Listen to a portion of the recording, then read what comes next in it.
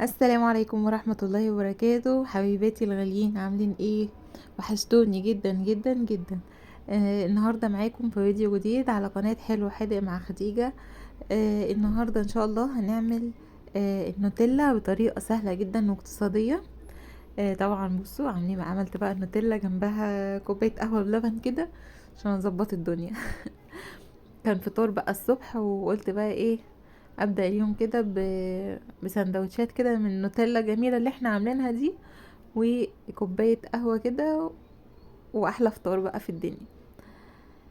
المهم احنا عندنا بقى هنعمل النوتيلا بطريقه سهله جدا واقتصاديه، وهنقول وداعا لغلاء الاسعار وجشع التجار.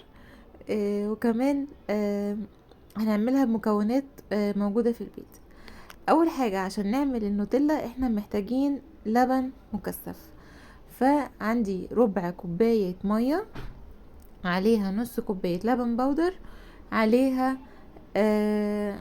نص كوباية سكر بودرة، وكمان معلقة من الزبدة. تمام تمام. ونقلب كويس جدا جدا لحد ما كل المكونات دي تتجانس مع بعض، وكمان يدوبوا كده في قلب بعض.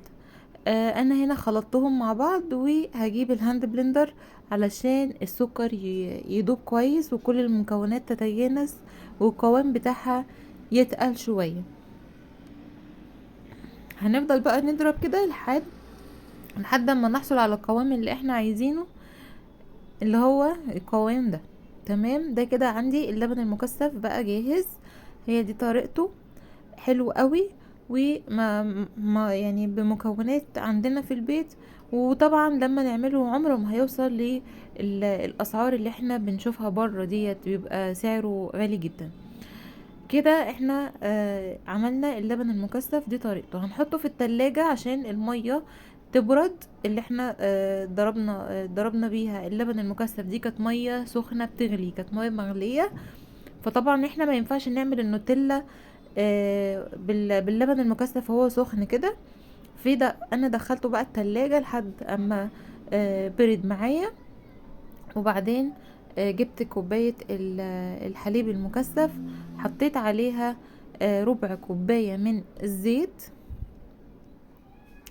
وكمان هنحط معلقتين من الكاكاو. دي كده مكونات النوتيلا: كوب من الحليب المكثف، ربع كوباية زيت، ويكون زيت دوار الشمس لانه بيبقى خفيف على المعدة. وكمان معلقتين كاكاو. وعندنا بقى اللي هيدينا طعم النوتيلا اللي احنا بنشتريها بره دوت ايه، معلقة صغيرة جدا من مكسب طعم البندق. دوت بيتباع عند كل المحلات اللي بتبيع مستلزمات الحلواني. تمام.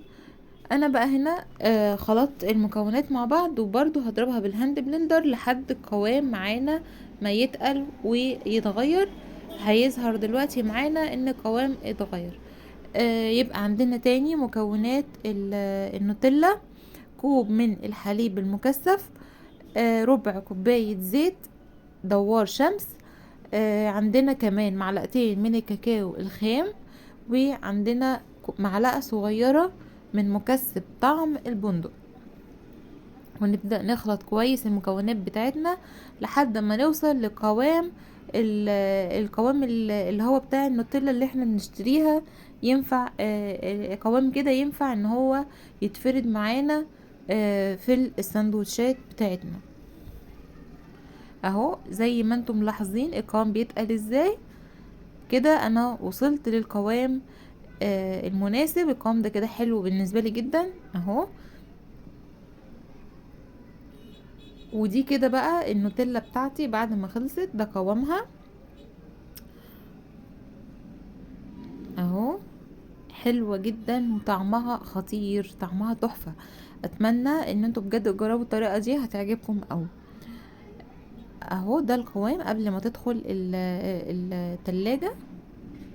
اهو الكمية بتاعتي ملت البرطمان ده. حلوة قوي قوي قوي، ومش مكلفة خالص. دي كده بعد اما خرجت من التلاجة. حبيت ان انا افطر بيها كده.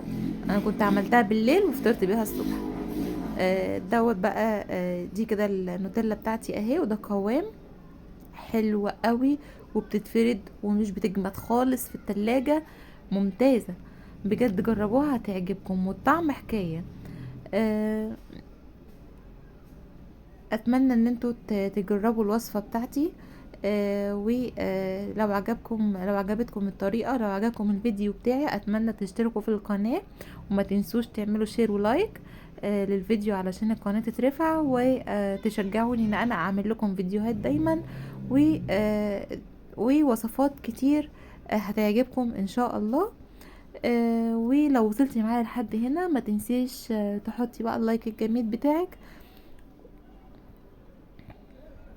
ولو عندكم اي اقتراحات حابين ان او وصفات حابين ان انا اعملها لكم وانفذها لكم في القناة، ياريت تفيدوني بيها في التعليقات.